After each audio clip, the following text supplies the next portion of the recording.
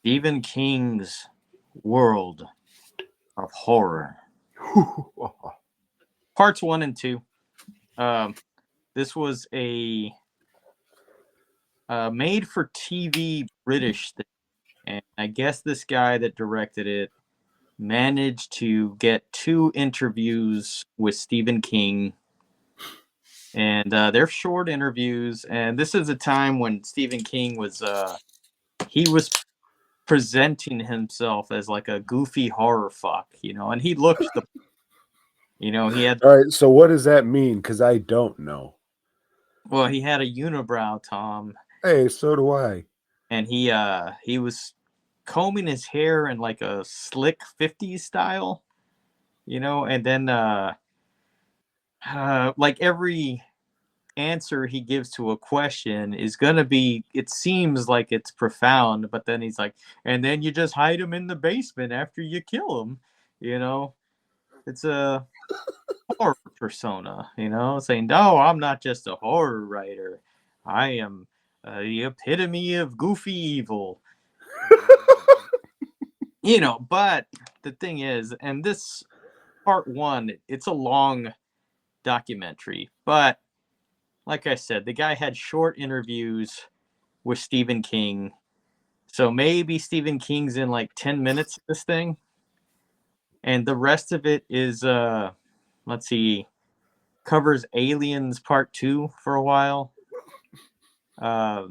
Talks to Tom Savini for a while, not about the Stephen King movies he did, just, random shit he does. It's talking about Tom Savini. They talk to Clive Barker, and focus a lot on Hellraiser, because that has a lot to do with Stephen King and his world of horror. The Fly, they talk about that movie. Part 2 is the same shit, the same interviews, just other cuts of it. They talk to Linnea Quigley, and she tells America's Rose. like all the different kinds of screams she does in the movies. Oh, this kind of scene calls for this scream, and then she does it. And yeah. Joe, I do know because I haven't watched this documentary, but I have heard her say that on a Blu-ray before, and I was just, what are we doing here, guys? What are we doing here? uh, No, you need me. You gotta hire me. This is why you need me. mhm. Fuck. They show almost the whole short film from that's actually a Stephen King adaptation that Frank Darabont did in his early years. Um, but yeah, that sucked. And let's see what else. I don't know what else they taught. The thing is, this thing's not about Stephen King or how he has influenced, the world of horror or anything. They just use his name and use that little short interviews they did with him. Um, watch this on YouTube. Part 2 had like all the commercials, like somebody had taped it. So you had all these British commercials, Tom, for like the kind of candy bars they eat over there, uh, like coffee that they like in Britain, which is not a big coffee country, I wouldn't think at the time. Maybe now they got Starbucks all the place, but you would think it's still tea, a jolly cup of tea.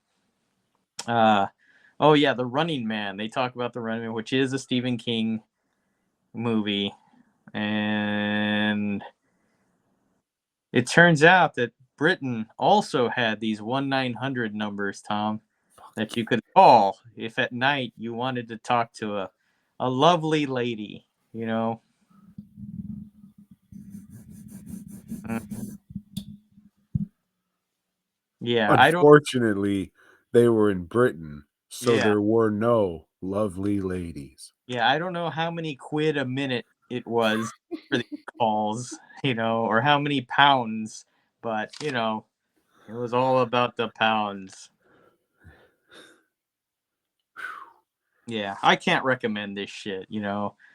I thought it was going to be something totally different. I thought it was going to be what it advertised in the title. Nope, not at all. Thanks for checking out the show. We hope you dug it, baby. If so, Give us a give us a thumbs thumbs up. Subscribe and let us know down below. Support Tom and Joe by heading over to DWNProductions.net and FastCustomShirts.com. Until next time.